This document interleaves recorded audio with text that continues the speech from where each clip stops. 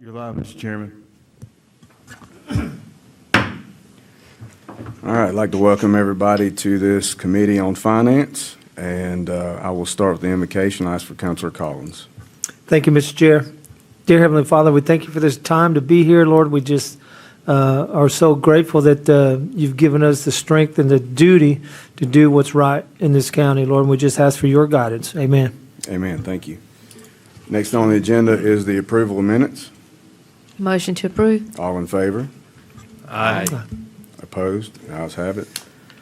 Next on the agenda is Greenville County Redevelopment Authority 2025 through 2029 Consolidated Plan, including the 2025 Annual Action Plan. And I am terrible. I know we talked the other day, but I'm going to try to say it before you correct me. Mr. Arnez.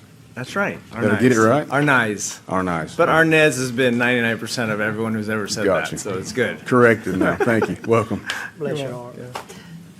Okay, hi everybody. Good to see you guys. I'm happy to be here. My name is Francisco Arnaiz. I'm the program manager at Greenville County Redevelopment Authority. We have Joe Smith, our executive director for GCRA, Jose Reynoso, our senior community development planner. We've got a quick slideshow for you, about 15 slides, goes over what the consolidated plan is, what the action plan is, so you get an idea why this is on the agenda, why it's important, and what it means to Greenville County. So we got two words up here, consolidated plan, annual action plan. Consolidated plan is a prerequisite to receive HUD funding in your community. Greenville County is considered an entitlement community, which means we receive funding directly from HUD for what is called our community planning and development programs. That's Community Development Block Grant, Emergency Solutions Grant, and the Home Investment Partnerships Program. These are allocated to us annually. HUD will come up with a calculation of what that dollar is. Greenville has to provide an application for funding, explaining what the funding will be used for, what the total resources in the community are, including the federal funds and our local funds, and what projects we will invest in. Consolidated plan covers 5 years. Action plan covers the next upcoming year. And as you may have assumed, GCRA is the administrator of these funds in Greenville County. Structure of the consolidated plan. This plan is on the GCRA website. It's available to be reviewed. It's in draft form. It's in a public comment period, which means we are welcoming input from citizens and everyone in Greenville County. The structure of the document is as shown on the screen. An executive summary covers everything that's in the plan. The process covers what GCRA has done to engage the community to find out what the highest priority needs are, what the resources are, what projects they'd like to see funding invested into, and just community feedback in general from both stakeholders and both the public. And we do this for the unincorporated areas and also the 5 municipalities that we work in. Next in this document is what's called the needs assessment. Analyzes the needs of the community, Greenville County, in terms of housing needs, homelessness needs, and non-housing needs. So community development, meaning in this context, infrastructure, public services, public facilities, things like that. The market analysis covers the analysis of the housing market in Greenville County, looks at the data from the last year, typically coming from the American Community Survey or other housing-related data coming out of HUD. The strategic plan lays out GCRA's vision for the next 5 years on what the highest priority needs are, what we're going to focus on, and what our target goals are and resources. And lastly, the action plan tells more specifically about what we will focus on in the next year. That's the structure of the comp plan. GCRA engaged in community consultation and feedback in the last 6 months. We started this in December. Up on the screen is an overview of the kind of meetings we held. We held one kickoff meeting with both municipalities and the unincorporated areas, so anybody was able to attend this. We held 3 focus groups for stakeholders by program, so those subrecipients and those housing partners that we worked with. We held public input meetings at each municipal library. We held surveys, also gauging what the highest priority community needs were. And upcoming on June 17th, we'll hold an upcoming public hearing going over the details of the plan in more detail than what you'll see here. Some of the highest needs that rose to the top, as you can, probably anticipate, around housing, affordability of housing. Affordability of housing when it comes to home ownership or affordability of rental housing. Others also presented the need of energy efficiency improvements and being able to implement those in their home without a large cost. So perhaps some type of program covering that. Under homelessness, you'll see need for more family-friendly shelters. So GCRA also works in the homelessness space here in Greenville County. We partner with a lot of the homeless service providers.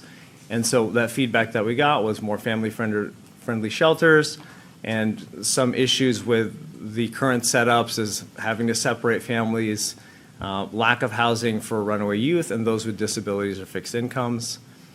Non-housing community development needs, public infrastructure, as you can imagine, streets, sidewalks, sewer lighting, public services like childcare, transportation, and senior programs.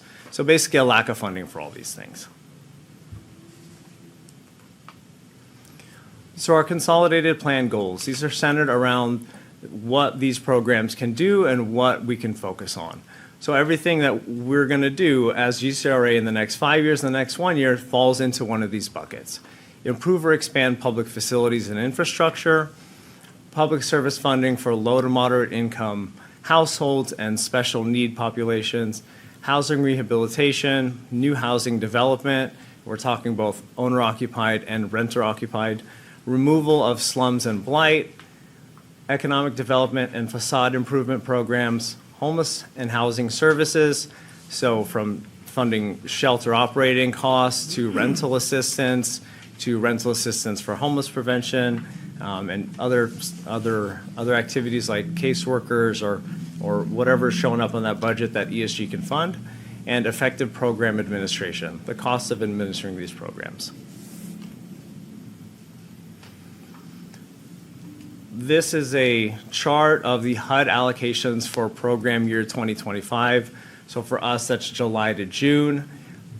The top in blue is our Emergency Solutions Grant Program, which covers homeless services, rapid rehousing, homeless prevention, street outreach, and emergency shelters. You can see about $240,000. About $1 million from HUD for the Home Investment Partnerships Program, so either to create or rehabilitate affordable housing, home ownership or rental, and then in green, community development block grants, so anything public facilities, infrastructure, services, things like that. That is for 1 year, so about 4.1 total. Part of this plan, we allocate the funding that we have that we anticipate receiving from HUD and what we currently have in prior year resources, so perhaps unspent funds, to the goals that we talked about earlier. And this is how it plays out, about 1.6 in housing, about 700,000 in rehab, and then a little bit smaller amounts for those other buckets.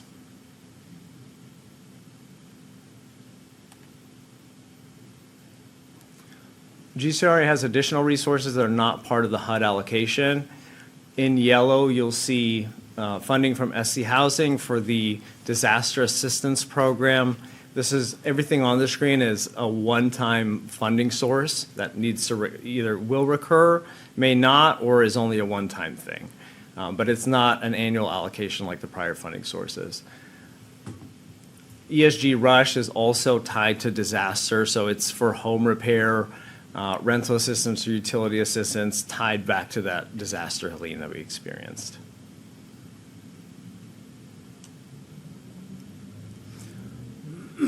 What you'll see here is the budget as it's divided up in between what we budgeted for projects in unincorporated Greenville versus in the municipalities. How this budget comes about is based on population, poverty rate, and other elements that make this a formula allocation.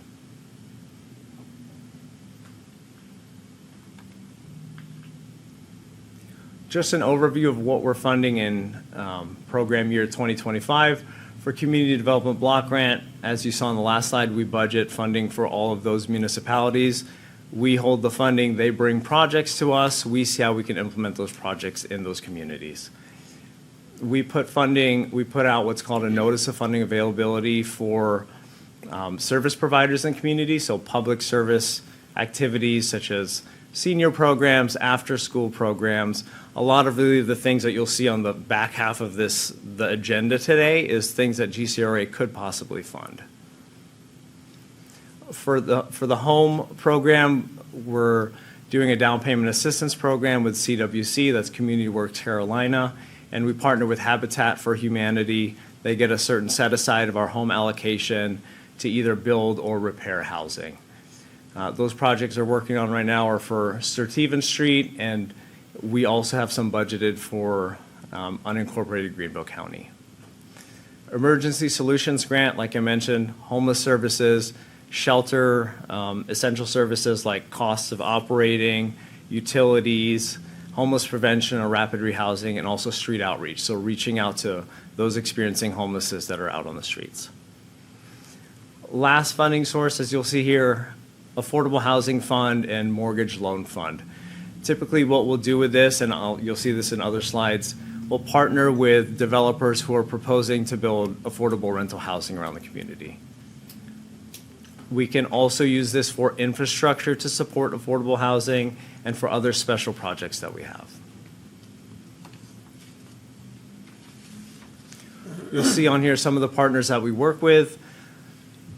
A lot of nonprofits, a lot of those that work in the homelessness space, and the municipalities and developers.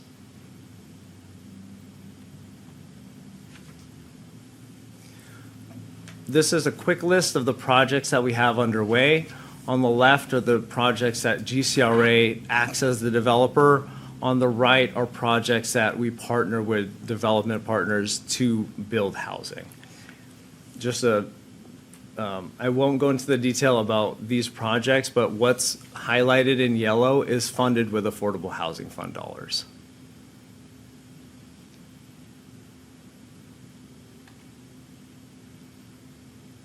Just to give you an idea of some of the projects that we've recently completed, the picture on the left are the Fairview Townhomes in Greer. These are affordable home ownership townhomes. The image in the middle is the ADA accessible bathrooms that we created in Fountain Inn at the Miracle Field. And on the right is Parkside at Butler, a complex we worked with to invest funding into to develop with our partner NHE. If you don't mind, can I ask you a question? Yeah. I remember when we discussed this just for the committee, can you kind of go into detail about this particular project with the ADA compliant bathroom and what they were having to do prior to when you came in? Yeah, so this is a park in Fountain Inn with baseball fields. The Miracle League was a league that would play at these fields. Miracle League has players that have disabilities, right? So there's one bathroom in this park really far away from where people were playing, right, about a quarter mile. That doesn't help when you're in a wheelchair or you need to use the restroom and you have some disability or you don't have the accommodation. So we partnered with Fountain Inn to create an ADA accessible bathroom right next to the field at which they play. And as you can imagine, the feedback for that's been really good. Absolutely. Thank you. Yeah.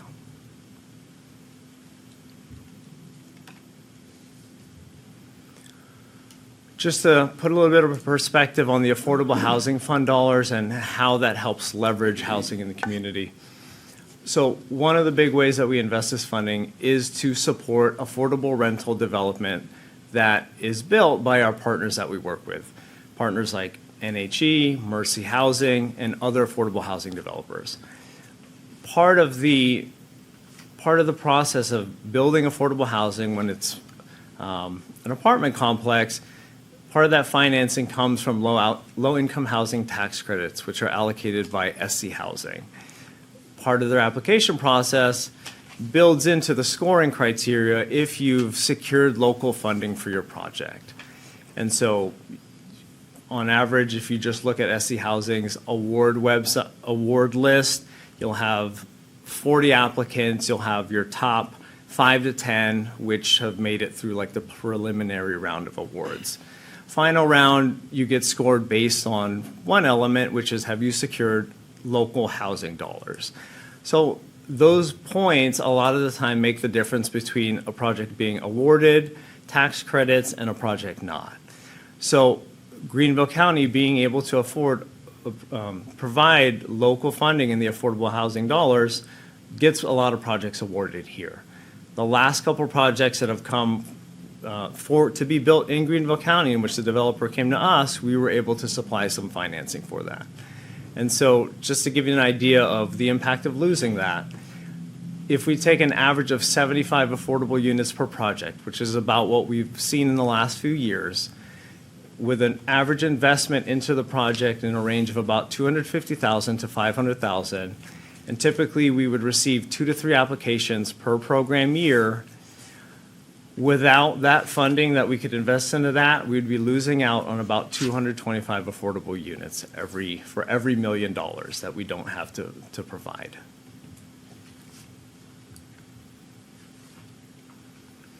Just a quick lesson on housing development finance. So on the left side, market rate apartments. Green is what the developer can take out as a loan to cover the debt on that project.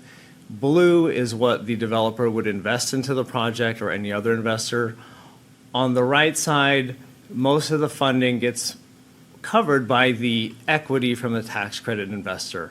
What's in orange, the top half, the last 20%, is typically filled with a combination of local funding, typically going to be soft loans so that there's no mandatory debt. You pay from whatever's left at the end of the year, and the Home Investment Partnership Program. So that is a funding source that's designed to fill that direct public subsidy to make an affordable housing project fully sourced. So the importance of that affordable housing fund dollars that we have that we can put into projects is really necessary to bridge that gap, to bring a development from 75% sourced to fully sourced.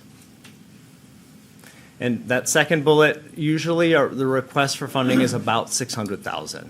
We can't always fill that gap because we don't have enough money, but that's typically the request. What you see here is the affordable units created since we've managed these funds. And so we've completed almost 300 units. That's ourselves and the partners that we work with. And there's almost 450 units that are currently in progress that would be completed in the next couple of years.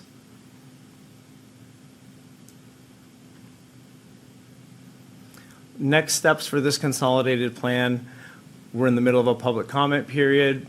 We're at this committee now. We'll hold a public hearing on June 17th. We will submit the consolidated plan to HUD in July, receive HUD grant agreements around August, September, and then from then, ongoing grant management and identifying projects. So this is an annual process. Once we get those grant agreements, we put funding out into the community, we look for applications, we score and decide which applications suit the goals best and which organizations have the best proposed projects. We fund those projects. If it's affordable housing development, it may take a couple years. If it's anything else, we get it done in that first year. So in a quick conversation I've had with HUD, they named us as one of their best grantees in expending funding. So in my experience working with HUD funding, there's always an issue of not expending funds fast enough and money is just sitting there. Greenville County is really good at expending funding in that first year. We have 1-year contracts. We're always timely on our expenditures. And so that being able to say that is a really good thing, right? And that concludes. Thank you. Awesome. Well, thank you, first of all, for the presentation, and I think that this is an issue that obviously comes up in the media a lot, but it isn't discussed thoroughly, so this kind of conversation is great so citizens can see a lot more rather than just the phrase affordable housing, what it actually means. So I really appreciate you sharing that in detail. I do have a couple of questions, but I was going to open it up to my colleagues if anybody has any questions, or I guess, are you good with that? Yeah, that'd be Okay. great. I guess I should ask first before I just throw it at you. Yeah, Councilor Farmer. yeah. I just want to know how many people are showing up to your community meetings, like per meeting on average. Probably 3 to 5. Okay. And so, and the reason for that, right, it takes a lot of investment of time and marketing to get Right. people there, right? Yeah. And so that's something we're constantly working on. Most HUD grantees report back that we can't get people to the public input thing, the public input meetings. And frankly, it's because I think people want to know if they show up, how is that going to help? Like, what can we do with your input? And is this something we can take action on? So that's something we're working on, being more robust about. Got it. Thanks. Councilor Russo. Yes, thank you. Thank you for the presentation. That was very thorough.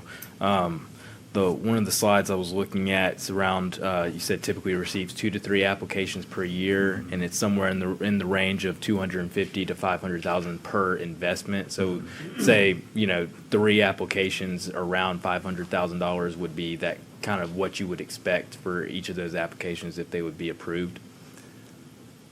Kind of that- around that area? Yeah. Is that what you guys typically see, or is it do you ever see projects where they're requesting a lot more of a local investment, or less, or what typically do you guys see? Right, so it depends really on the financing structure of the project, one. Second, on the scope of the project, how big it is, right? So we'll see anywhere from an ask of $1.5 million down to 200,000, right? So then we have to figure out, with what we have, how do we invest into these projects, Yeah. Thank you. Councilor Long. Yes, so would you say all these grants are coming directly from HUD and there's no taxpayer funding in this? Like taxpayer funding From from Greenville Greenville County? County? Yes, it's coming from the HUD grants, right? Right, that's correct. Over the next 5 years. So the planning document, we're required to make a 5-year planning document every 5 years. Right. Because that 5-year examines housing needs and market needs. Every year, we have to reapply. Gotcha. And so we have to reapply even if there's uncertainty in next year's funding, right? Which is the situation we're in now. Right. So that funding of about 4.1 total from HUD was approved last year. Last year, okay. Right, so, but the budget, the White House budget, at this point, is 0 for those 3 HUD programs of 4.1. So we really don't know what it's gonna look like for next year. Right. What is the breakdown, do you know yet, of rental properties versus primary residence for people that will go into these homes? Are you just based on the applications, and is there a goal to do so many primary, what's your goal as far as that So goes? the goal for, so that housing goal that you saw up there, Yeah. the goal is a little bit higher for creation of affordable rental units, only because we're not funding them by ourselves, right? We're probably giving 1 to 2% into a development, which is going to create 80 to 100 units. So that number ends up higher. When it comes to funding the creation of single-family homes, since, we have a small amount of money, and to do that, you just end up with a lot less output. So it's probably 20% of what the affordable rental goal is. Okay, so the primary residence would be, Yeah, it's smaller, because it's that we would either develop that ourselves, or we would partner with, local developers who are building single-family housing, like Habitat for Humanity or Homes of Hope, or others, and there's not too many in that space that are developing affordable single-family for sale. okay. But it's important, right? I know how Yeah, important that is. I think that's all I had, thank you. Yeah, you're welcome. Thank you. Anybody else? Oh, you want me to go ahead? I'll get it. All right, Councilor Collins. Yes, sir. Thank you, Chair. On the affordable units created 2019 to 2025, I believe, could you reiterate that slide for me, please? Yeah. Please forgive me.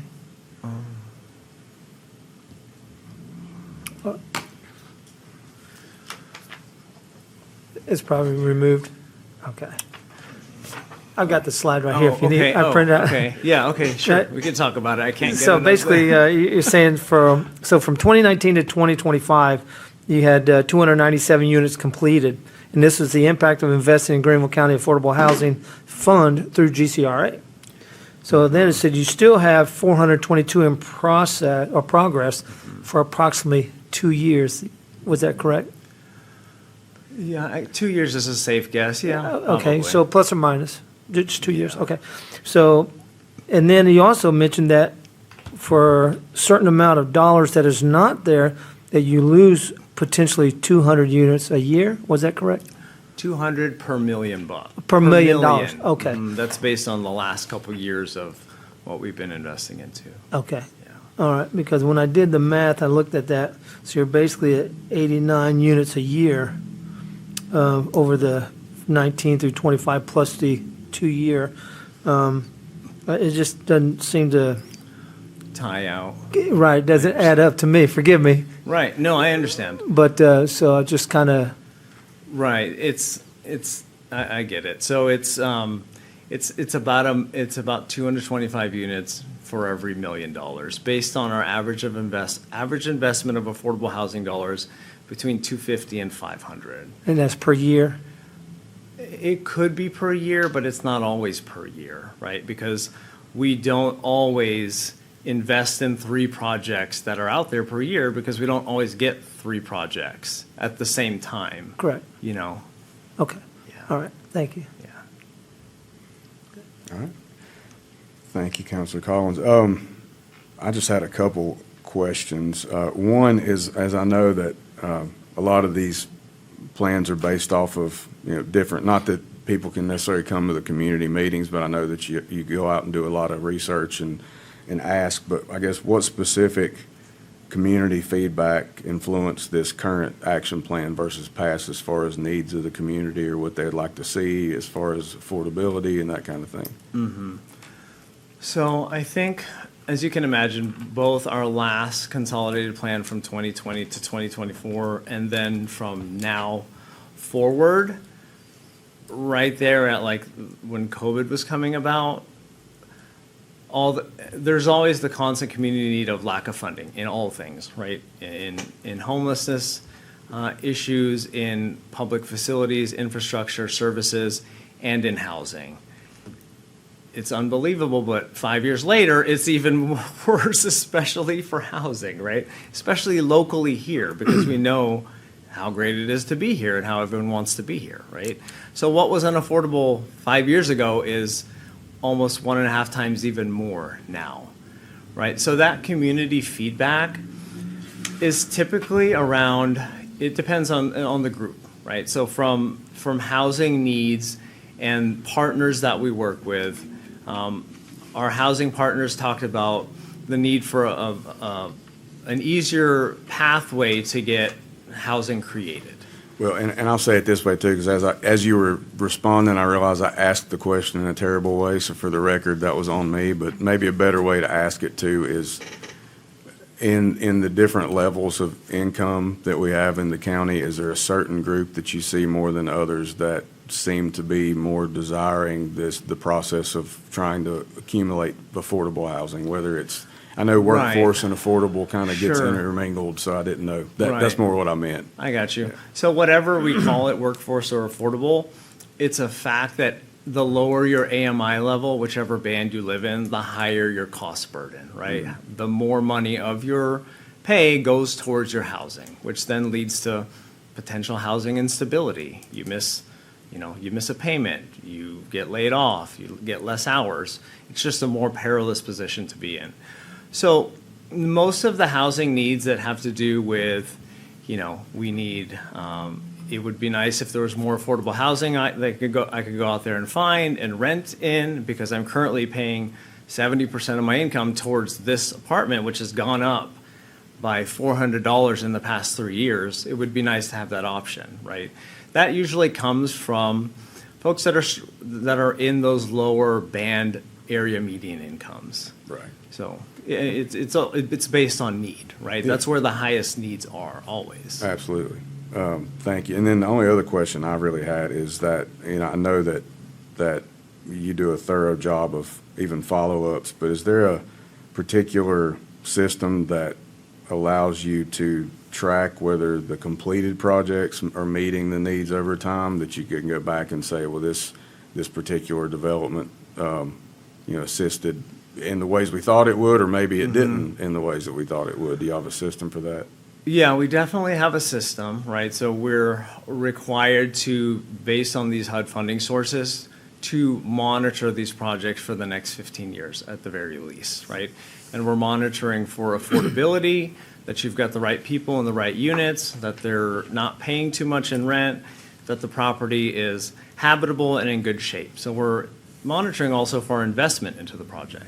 So, and once a project gets completed and leased up, we track who's moved in, the demographics, what they're paying, and how their rent is calculated, and that it's essentially within the limits that are prescribed, whether it be income limits for that household or rent limits for what they're paying.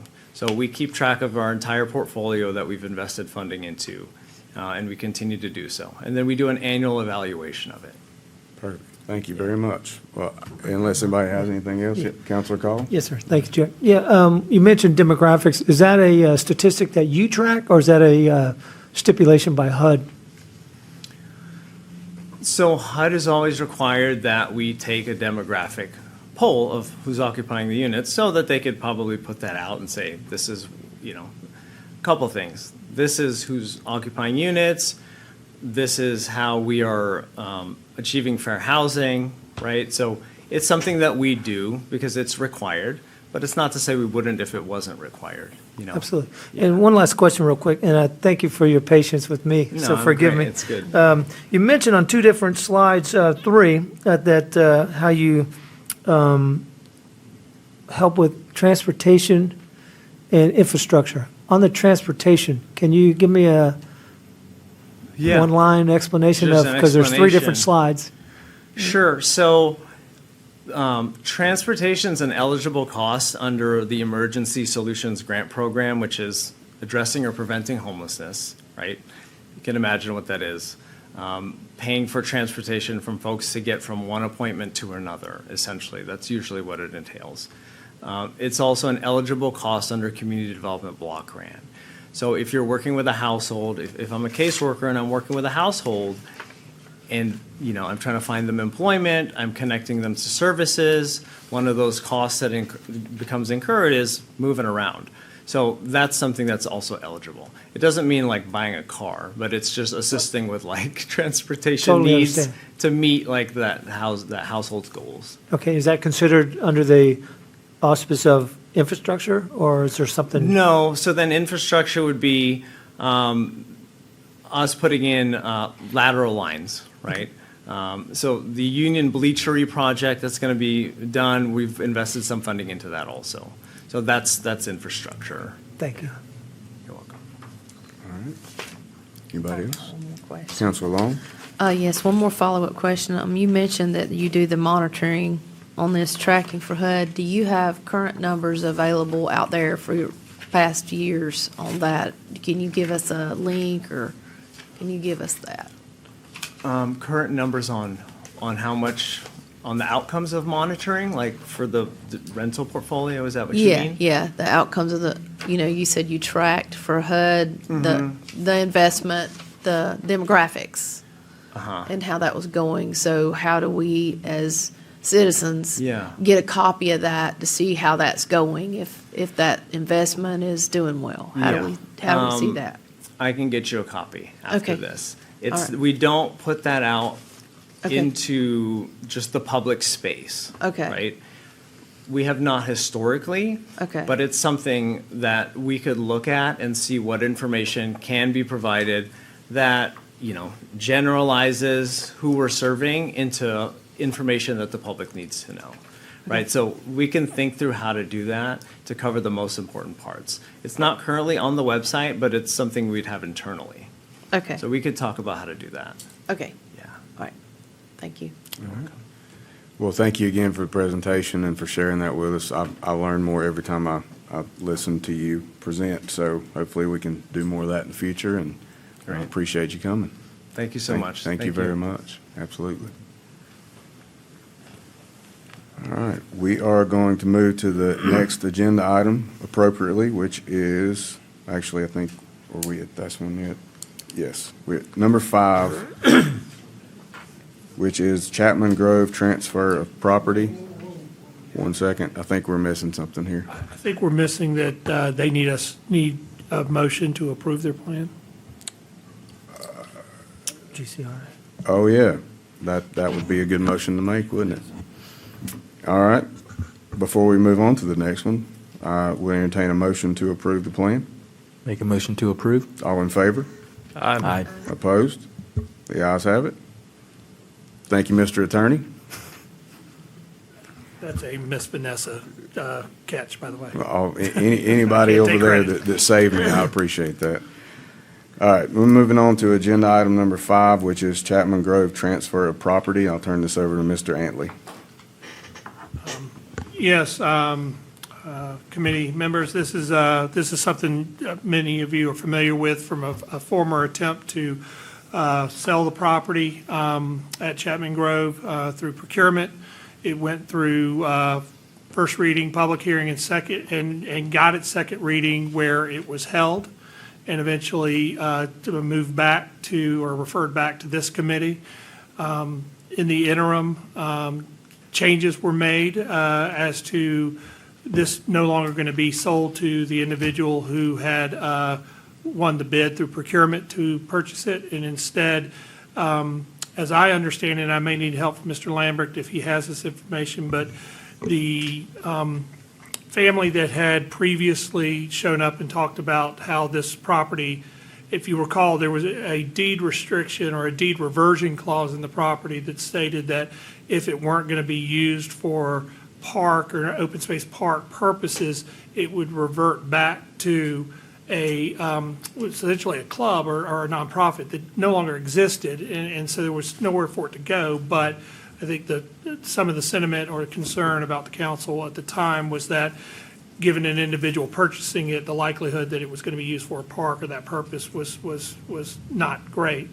And so my understanding is that the group has incorporated a new company, which is the transferee or the grantee as proposed in this deed. And I'll let Mr. Lambert, if he can provide some information on their relationship to the situation. Sure. The Chapman Grove Community Club donated the property to the Greenville County Recreation Commission a number of years ago. The Recreation Commission turned into the Recreation District and operated the park for a number of years. It was very small, just a 5-acre park. Probably about 2007, 2008, we acquired 240, 50 acres off of 25, the southern part of Greenville County, probably about a mile away, and opened up Loretta Wood Park. We also have Cedar Fall Park as well.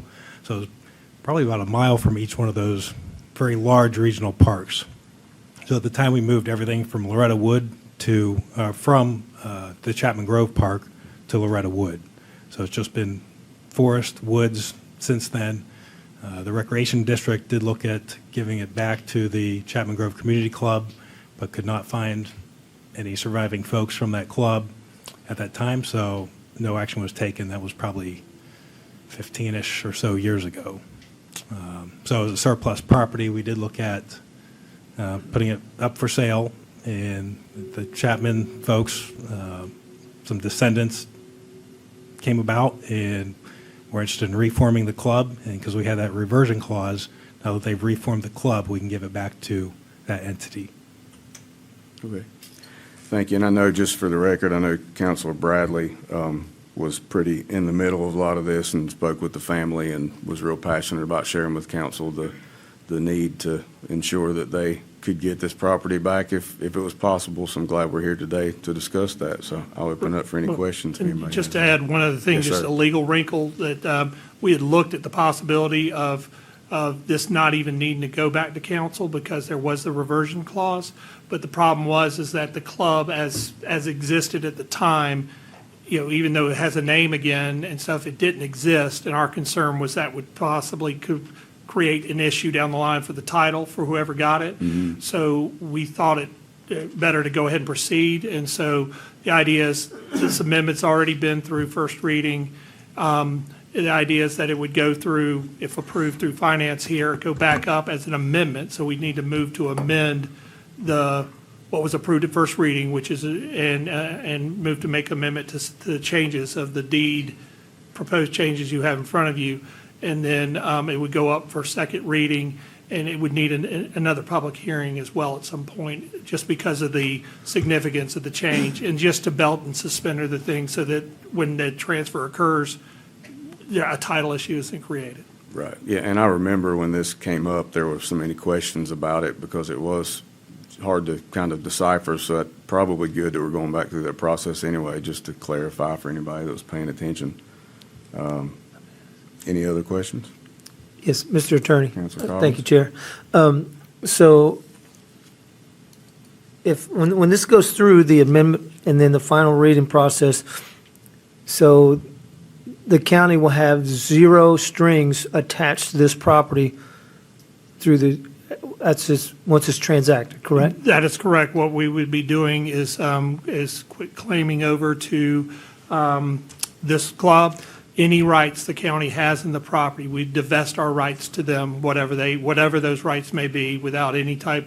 Now, the deed restriction is just a deed restriction in the property. That should transfer no matter what. All we'll be doing is giving up whatever rights the county may have to that property. But as far as, pre-existing restrictions on down in the history of that chain of title, those things, until otherwise decided by a court or otherwise taken out that way, are still there. Okay, So so the deed restriction most likely will still be in play. Anything we do will not change whether or not that deed restriction is still in play for that property. Correct. So we're quit claiming deed, or back to the created Club. subsidiary club, okay, that is under the pretense of the original owner. That's correct. Okay. And under the same, And zero same deed connection. restrictions and Yes, sir. everything else. And Okay. Greenville County will no longer have a responsibility for maintaining or doing anything with the property. That's Okay, correct. thank you, sir. Thank you. Any other questions? And just to be clear, we'll make the amendments and things that have to be done will happen before the next reading. We're just voting on the action tonight of moving it forward to council. That is correct. You were just, it would be essentially going back for second reading with the committee voted to amend and then, and have that motion made on the floor if this is what the committee does. Gotcha. Thank you very much. I haven't heard that. I'll entertain a motion on this. Motion to approve. All in favor, please say aye. First, I'm sorry, I may have confused you. We still would need the committee to make the motion to amend. That's what I was asking I'm sorry, about. then I Okay. did not, I steered you in the wrong direction That's okay. again. I'm sorry about that. That's okay. So the first, I'll entertain the motion to amend. Motion to amend. Thank you. All in favor, please say aye. Aye. Opposed? The ayes have it. And then I'll entertain the motion as amended. Make a motion as amended. All right, all in favor, please say aye. Aye. Opposed? The ayes have it. Thank you very much. Before we go to number 6, I just wanted to ask for clarity for myself. I may have been so excited to hear the presentation. Did we not have an agenda item about a possible land transfer to GCRA, or is that just something that is in the future that I was hoping would be on there? Gotcha, okay.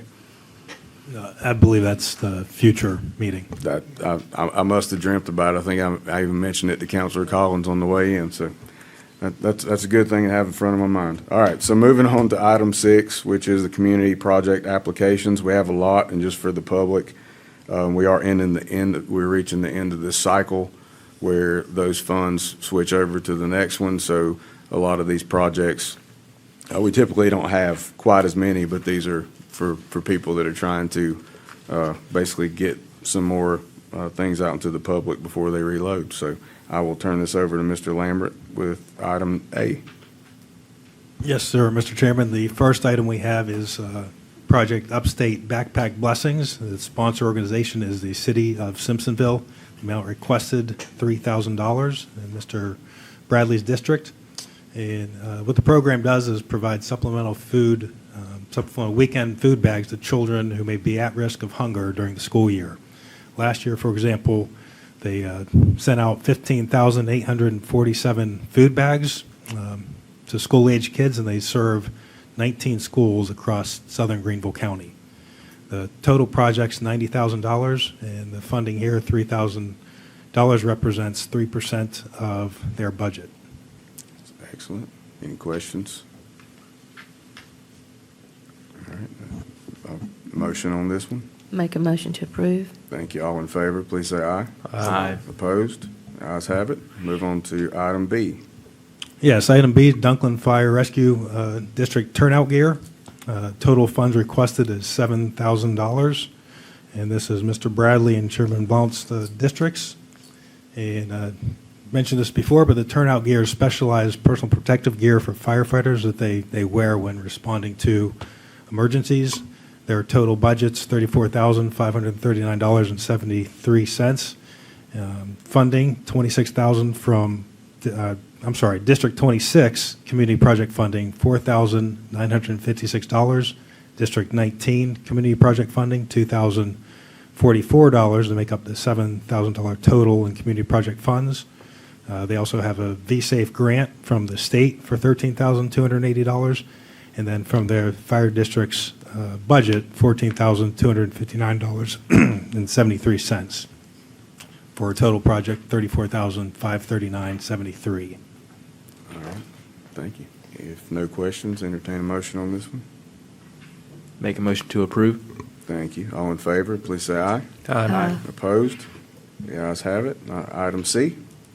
Item C is Wreaths Across America, and this is working with the city of Malden for $2,500. This is Mr. Tripp's district. And the mission of the program is to remember the fallen, honor those who serve, and to teach the next generation the value of freedom. Their events December 13th, 2025. And this is going to cover two primary sites and as well as two other sites to provide wreaths for veterans' graves. It's Excellent. approximately 100 wreaths. That's the total funding, $2,500 from Council District 28 Community Project Funds. All right. Thank you. Motion or question on this one? Motion to approve. Thank you. All in favor, please say aye. Aye. Opposed? The ayes have it. Move on to item D. Our next item is the Malden Cultural Center improvements. And the City of Malden is the sponsor organization requesting $5,000 from Mr. Tripp's district. And these funds would be used to make improvements around the amphitheater at the Malden Cultural Center. And some of these improvements include plantings, mulch, signage, some other cosmetic improvements, as well as drainage and back of stage features. Total project's $5,000, fully funded by District 28 Community Project Funds. All right. Thank you. Motion on this one? Make a motion to approve. Thank you. All in favor, please say aye. Aye. Opposed? The ayes have it. Item E. E? E, sorry. Our next project is Clear Springs Fire Rescue for low-pressure firefighting nozzles. Clear Springs Fire and Rescue District's the sponsoring organization. The total request is $5,228. That's Mr. Collins' district. And these are for low-pressure nozzles. I did a little research on these. The low-pressure nozzles are 50 to 75 PSI versus high-pressure nozzles, which is over 100 or over 100 PSI. And that would fund those nozzles. The total project budget is $11,474, so this represents 45% of the project budget, and they would come from District 27 funds, community project funds. All right. So if we were going to have one of these turned on us, we'd prefer it to be the low pressure then, I'm guessing. Correct. All right. Any questions or motion on this one? Make a motion to approve. All in favor, please say aye. Aye. Opposed? The ayes have it. Item F. Yes, Mr. Chairman, our next project is Simpsonville Area Chamber of Commerce MAP project. So the sponsoring organization is the City of Simpsonville. They're requesting $5,000. Mr. Collins District. And it's basically to fund some maps through the chamber that'll show the city limits, the surrounding areas of Greenville County, including political boundaries, streets, and roads. And these maps will be available to residents and visitors of the area, as well as 2 state welcome centers, most likely the I-26 East and I-85 North welcome centers. Total project budget, $5,000. Funding, $5,000, Community Project District 27 funds. All right, thank you. Questions or motions on this one? Motion to approve. Thank you. All in favor, please say aye. Aye. Opposed? The ayes have it. Item G. Our next item, Mr. Chairman, is for the Parker District Fire Department, and the project name is Kids for Christ Feeding Program. This is Chairman Blount's district, and the Parker Fire Department is going to be partnering with the Woodside Church of God's Kids for Christ Feeding Program, and what they do is feed children breakfast and lunch on the weekends during the school year. Their total project budget is $9,000, with $4,000 coming from District 19 community project funding, and the other $5,000 is donations that they receive. Thank you. And just to elaborate on this too, this church, I was pretty over the top impressed with the programs they have for the community. They bring the sheriff's department over and they have a big party at the end of a lot of the summers and just interact with the community. And I believe too, it wasn't in the application, but they do a summer program for the families that live in the area and the apartment complexes around the church that, they don't want to have to go to school to get that meal. They actually provide food for them there as well. So very good program, very well run, and I went over and took a look at it. So definitely would like to entertain a motion on this one. Motion to approve. Thank you. All in favor, please say aye. Aye. Opposed? The ayes have it. We'll move on to item H. Yes, Mr. Chairman, the next item is a project for Greenville County Historic Designation Plaques with the Greenville County Historic Preservation Commission. The request is $2,323.40. This is Mr. Chairman Blount's district. This project will get them a total of 9 plaques, and these are the historical plaques you'll see at historical sites. It's a bronze plaque that reads Greenville County Designated Historic Site. And they place these on the property. It helps incentivize that helps the commission to increase the number of protected historic sites. It's 100% of the proposed project, the $2,323.40, and that's District 19 Community Project Funds. Thank you. Any questions or motions on this one? Make a motion to approve. Thank you. All in favor, please say aye. Aye. Opposed? The ayes have it. And we will move on to the final of number 6, which is I. There's a J after I. Is there? Yep. Why am I not seeing it? I got the short sheet, apparently. Yeah. It's right here on the thing. Oh, I can see it now. Okay. Okay. I got it on the screen, so Okay, sorry about that. it's all right. We'll go to Mr. I, and I'll Chairman. do J on the digital. Yes, I is drones for the Greenville County Sheriff's Office. They are requesting $7,500, and this is a project that Chairman Blount, Mr. Russo, and Mr. McGahee are working on with each district, funding $2,500, so $2,500 from District 19, $2,500 from District 17, $2,500 from District 21, and the remainder of the project, $3,198.93, is a existing credit that they have on file with the vendor that they'd be receiving these from. And I had an opportunity to see the center in Taylor's, their training center, the drone program, a couple years back, and it's a pretty neat thing that they have got going on over there. But it helps them with the surveillance, research, rescue, crime scene investigation, and tactical operations, and it gives them that aerial perspective.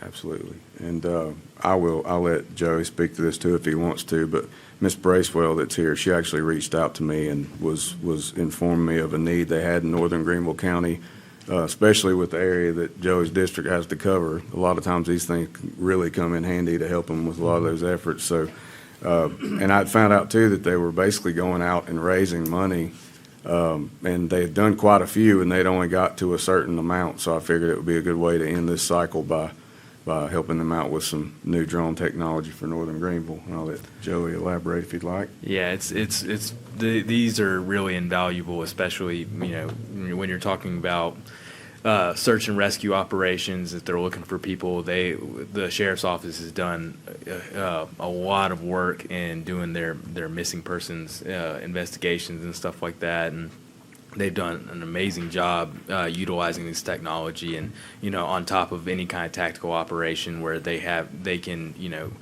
keep people in a safe proximity and use this technology to figure out where the bad guys are. It's incredible. So I'm really excited that we were able to help out and get some of these for the sheriff's office. Absolutely.